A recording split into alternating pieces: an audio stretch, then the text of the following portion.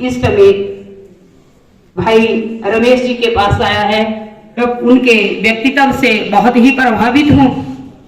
जिस दिन हमारा इलेक्शन था, इनका जो विजन था वो सुनकर बहुत मन गदगद हुआ था कि ऐसी एक हमारे बीच शख्सियत है, इनके पास अगर हमारे हिमाचल का नेतृत्व आएगा तो क्लियर है कि हमारी जो खोई हुई एक शक्ति है, जो आत्मबल है, उसको पुनः जीवित करेंगे। और इन्होंने प्रथम दिवस से ही वो कार्य करना शुरू कर दिया है। मीडिया में जैसे है वो चल रहे हैं और पूरे जोर से बोल रहे हैं, इनके लिए एक तालियां तो बनती हैं।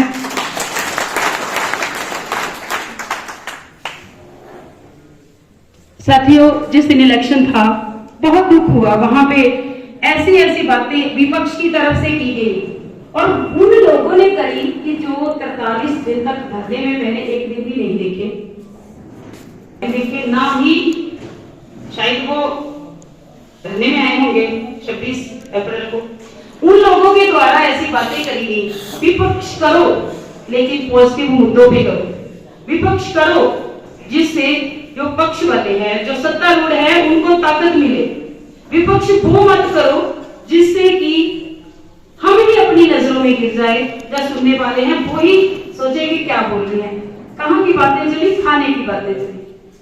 बड़े शर्म की बात है। जो लोग वहां पे होना तो नहीं चाहिए था, जो लोग वहां पे धरने पे गए हुए थे, भूख हड़ताल पे गए हुए थे, भीषण परिस्थितियों में हमारी बहनें, हमारे भाई वहां पे बैठे रहे, बारिश का मौसम था, किन परिस्थितियों में वहां पे उन्होंने टाइम पूरा किया है, उनको एप्रिशिएट करने की बजाय वहां पे वो बहुत सी राजनीति करते रहे। बहुत दुख हुआ इस चीज का। हम अध्यापक साथी हैं, हमें ऐसी चीजों से परहेज करना चाहिए। क्या बोल सकते हैं, उनकी मंशा या उनकी समझ हम सोच सकते हैं, वो इतना गिर गए थे विपक्ष के लिए, मतलब राजनीति करने के, तो उनको यही नहीं पता कि वो क्या बोल रहे थे। साथियों, रमेश भाई जी एक जुझारू व्यक्तित्व के धनी हैं।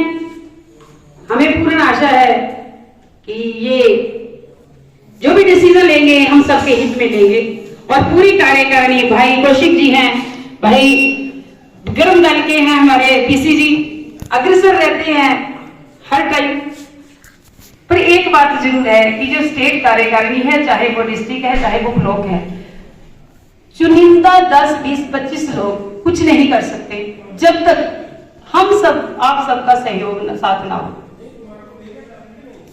अगर हमने वहां पे धरना दिया, बात कड़वी है लेकिन सच्चाई है, धरना दिया, 17,000 अध्यापक साथियों में से हमारे 3 या 4,000 अध्यापक साथी वहां पे पहुंचे।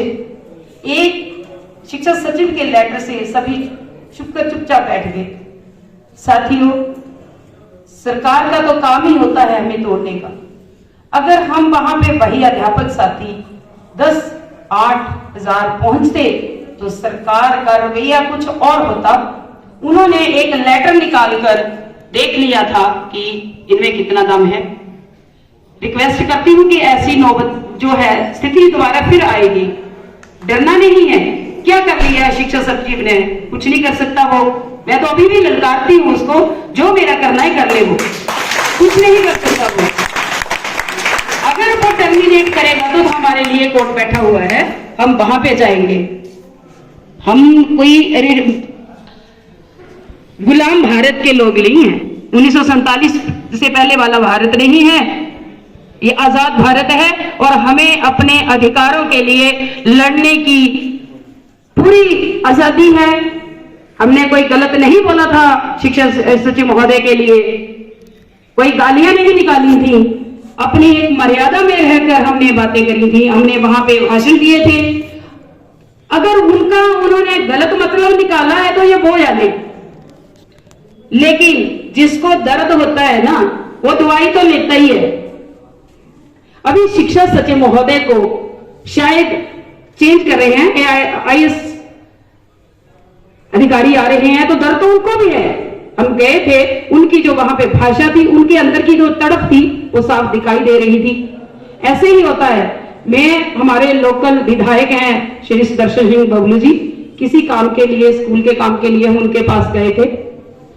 तो बात चली तो उन्होंने मुझे को बोला कि मैडम जी आपकी तो वीडियोस वायरल हो रही हैं, और मेरे को बोले थे हमारे मुख्यमंत्री जी की ये आपकी कंस्टिट्यूंसी के मैडम है, तो ऐसा क्या कर दिया। मैंने उनको बोला कि आपने फिर सुना भी होगा भाई जी, हमने हमारा डी एरर चला हुआ है, हमने वो नहीं मांगा, हमारे पे एरर चले हुए हमने वो नहीं मांगा। हमें पता है कि सरकार की जो स्थिति है वो फाइनेंशियली ठीक नहीं है, लेकिन जहां पे हमारे अधिकारों का हनन हो रहा था हमने वो आवाज उठाई है। हम घुटन महसूस कर रहे थे, हमने वो आवाज उठाई है।